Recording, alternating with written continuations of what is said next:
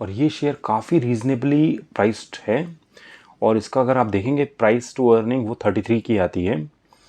और इसका कोई कॉम्पिटिटर तो है नहीं, लेकिन जिस तरीके से ये शेयर है और जिस बिज़नेस में है और जो प्रॉपरली सिर्फ एक मोनोपोली है और यही है, तो इस तरीके से इसका प्राइस काफ़ी इन्होंने काफ़ी कोई महंगा करके नहीं दिया है।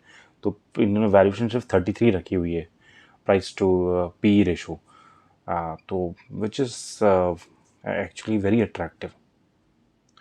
तो ये भी एक था। और अगर आप इसी कारण से आप देखेंगे, इसका जो ग्रे मार्केट प्राइस है वो इस समय 262 का है। तो लगभग अगर आप इसके हिसाब से देखेंगे तो ये शेयर लगभग 714-715 के पास लिस्ट हो सकता है। तो ये इसका जो प्रीमियम है वो अराउंड 50% से भी ज़्यादा है इस समय। But again grey market price is just an indication, आपको डेफिनेटली सारे फैक्टर्स देखना है, then only you have to invest. और इसका जो प्रॉफिट मार्जिन है, पैट मार्जिन है, वो भी अराउंड 13% का है। तो this was all about the financials. अब मैं आपको थोड़ा सा इसके रिस्क के बारे में बताता हूँ। इसके रिस्क में देखेंगे तो इसमें सबसे ज़्यादा जो प्रॉब्लम होती है वो ये होती है कि जो इसके एम्प्लॉई होते हैं उनकी जो एट्रिशन रेट्स हैं वो काफ़ी ज़्यादा है। वो फाइनेंशियल 21 से मैं 22 फाइनेंशियल जो लास्ट 3 ईयर से मैं वो देख रहा था, एक एक साल पे तो इनकी 29% तक भी एट्रिशन हो गई थी। तो और इनकी एट्रिशन बहुत ज़्यादा है। और इस तरीके से इस बार जो इनकी एट्रिशन है वो अराउंड 20% तक है। और इनका जो सबसे ज़्यादा कॉस्ट लगता है वो भी एम्प्लॉयज़ के ऊपर ही लगता है। इनका 62% जो खर्चा है वो जो 62% का जो इनका खर्चा होता है रेवेन्यू का, वो एम्प्लॉय कॉस्ट के ऊपर लगता है। यानी कि 100 रुपये कमा रहे हैं तो 62 रुपीज़ इन्हें एम्प्लॉय की सैलरीज पे देना होता है। तो क्योंकि इसमें टैलेंट्स की काफ़ी कमी है, इसमें मतलब you can not get this talent, क्योंकि इनके एम्प्लॉयज़ को उनके ब्रांड्स के साथ, जो उनके जो फार्मा इंडस्ट्री के जो ब्रांड्स होंगे उनके साथ बोलना पड़ेगा, बात करनी पड़ेगी, समझना पड़ेगा।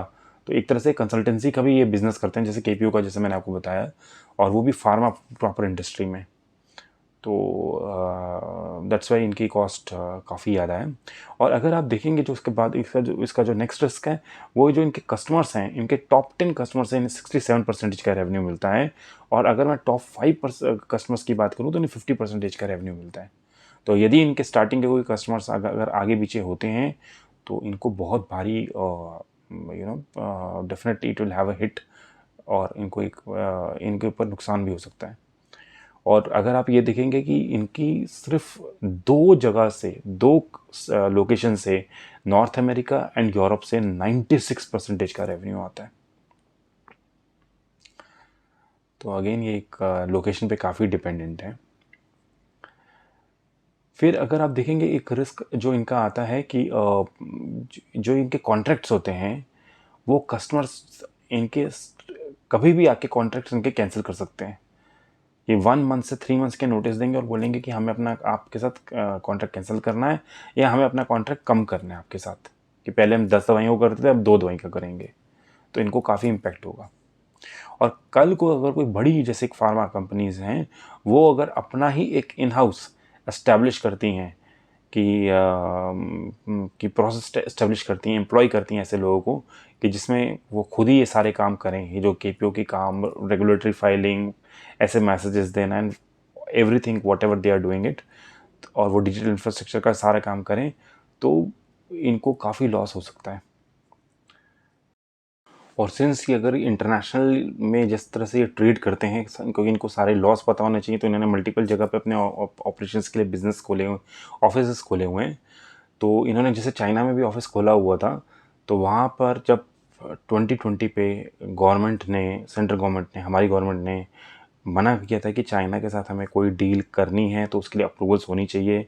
तो जब भी इनको भी ये रिस्ट्रिक्शंस लगी थी 2020 पे, कि जब इन्हें डील करना पड़ता था चाइना के साथ, तो कोई भी इन्वेस्टमेंट अगर वो हो रही थी तो उसकी पहले जो सेंट्रल गवर्नमेंट की अप्रूवल की ज़रूरत थी। तो ये भी एक रिस्क है। फिर आप देखेंगे एक और रिस्क मैं आपको बताता हूँ, कि कल को सपोज क्लाइंट अपनी जगह पे थोड़े से अपने सॉफ्टवेयर को चेंज कर लेता है, तो जो इनके सॉफ्टवेयर्स हैं और इनके एआईज हैं उनको बिल्कुल मैचअप करना है क्लाइंट की सॉफ्टवेयर से। अगर वो मैचअप नहीं होंगे, क्लाइंट ने अगर अपग्रेड कर दिए और वो इनके सॉफ्टवेयर अगर अपडेट नहीं हुए हैं, तो वो फिर इंटरफेस नहीं कर पाएंगे और ये डेटा नहीं ले पाएंगे। फिर इनका जो 10% जो कॉस्ट होती है, वो ये अपनी कॉस्ट सब कॉन्ट्रैक्ट करते हैं। सब कॉन्ट्रैक्ट मतलब किसी अपने जो एम्प्लॉय जो अपने ये अपना खुद का उनका थोड़ा खुद का काम होता है, किसी दूसरों को देते हैं, सप्लायर्स को देते हैं। जैसे पेरोल की होगा तो ये उसको देंगे, कैंपेन करना है तो ये उसमें कॉस्ट इनकर करेंगे। तो ये डिपेंड होते हैं और ये इतना आसान नहीं होता है कि क्योंकि इनका जो ये सारा जैसे फार्मा इंडस्ट्री में तो कैंपेन करना होता है, तो वो भी इनको पूरी उसमें भी जो उनके सप्लायर्स चाहिए वो काफ़ी तरह के टैलेंटेड होने चाहिए। तो और कई बार ऐसा क्या होता है कि अगर वो सप्लायर्स छोड़ के चले जाते हैं कॉन्ट्रैक्ट वाले, तो शायद इनको वो मिले भी नहीं। तो रिप्लेस करने और यदि वो चले जाते हैं तो उनको ढूंढने भी it is very tedious task, because ये इनके जो सप्लायर्स हैं वो उनको एक पर्टिकुलर जो डॉक्टरेट वाला जो टैलेंट होता है वो डेफिनेटली होना बहुत इंपॉर्टेंट होता है। तो ये लोग एक तरह से कह लो उस पर भी डिपेंडेंट हैं और अगर वो छोड़ते हैं then it is a problem for them. फिर इन्होंने कहीं अपने जो प्रोविडेंट फंड हैं और जीएसटीज़ हैं वो थोड़ी लेट फाइल्स करी हैं, कई कई बार इन्होंने उसको कंपाइल नहीं किया है। तो एक ये चीज़ भी है। फिर इस कंपनी को जो अपने क्लाइंट्स का जो डेटा है वो काफ़ी संभाल के रखना होता है, तो इसलिए डेटा प्रोटेक्शन एक्ट्स इनके ऊपर काफ़ी ज़्यादा एप्लीकेबल्स होते हैं। और ऐसे ही और जो रेगुलेशंस है बाहर की कंट्रीज़ के लिए भी वो भी इनको एप्लीकेबल होते हैं। फिर अगर आप देखेंगे कि ये आईपीओ में जो मेन पैसा है, इन्होंने पैसा तो कमाया है प्रॉफिट में, लेकिन अगर आप देखेंगे इनका डेट 24 करोड़ का था जो 400 करोड़ का हो गया है।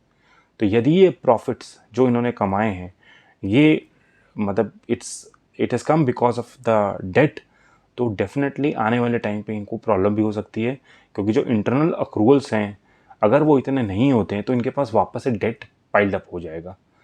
तो और इस इंडस्ट्री में आपको ये मैं बताता हूँ कि जो प्राइसिंग कैप्स बड़ी चीज़ें होती हैं। प्राइसिंग कैप्स मतलब कि जैसे फार्मा इंडस्ट्री में गवर्नमेंट क्या करती है कि अगर सारी दवाइयाँ बिल्कुल फार्मा इंडस्ट्री अपने हिसाब से बेचेंगी तो कोई भी दवाई नहीं ले पाएगा। पर अब क्या होता है कि कंपनी या तो सब्सिडीज़ देती हैं, गवर्नमेंट या तो सब्सिडीज़ देती हैं, या कई बार जो गवर्नमेंट होती है वो उन्हें बोलते हैं कि आप अपनी जो दवाई है उसको थोड़ी सी कैप लगाओ, इससे ज़्यादा हम आपकी दवाई बेचने नहीं देंगे, इससे ज़्यादा प्राइस आप नहीं लगा सकते। तो एक इसको बोलते हैं प्राइसिंग कैप। अगर गवर्नमेंट किसी को बोलती है कि आप प्राइसिंग कैप लगाओ, तो और कंपनी को फिर प्राइसिंग कैप अगर लगानी पड़ती है तो उसके बाद जो प्राइसिंग कैप लगाने के बाद जो वो मार्जिन्स होते हैं वो उनके कम होंगे। तो जब उनके मार्जिन्स कम होंगे तो वो जैसे ये कंपनी है इंडिजिन, इनको भी बोलेगी भैया हम आपको कम ही पैसा दे सकते हैं क्योंकि हमें प्राइसिंग कैप है और रेगुलेशन से है। तो ये सिंस फार्मा इंडस्ट्री पे इंडिजिन पूरी की पूरी है, पूरी इसी इंडस्ट्री पे ये ऑपरेट करती है, तो इसको तो डेफिनेटली ऐसे रेगुलेशंस को फेस करना पड़ेगा।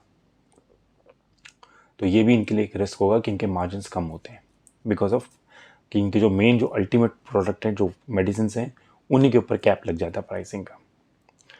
चलिए ये एक कंप्लीट था इंडिजिन आईपीओ के बारे में। तो बट इसकी वैल्यूशंस काफ़ी अट्रैक्टिव हैं और ये एक बिल्कुल बिल्कुल एक मोनोपोली बिजनेस है और डेफिनेटली इसमें अगर कोई लगाएगा तो एक शायद हो सकता है कि अच्छा लिस्टिंग गेम भी हो सकता है।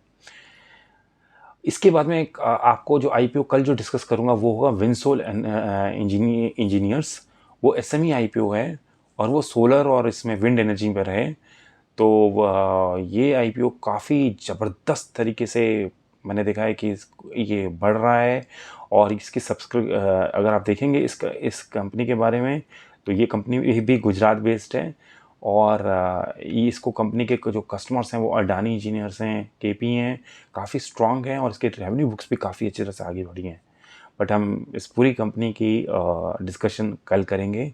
सो till then it's good night. Thank you.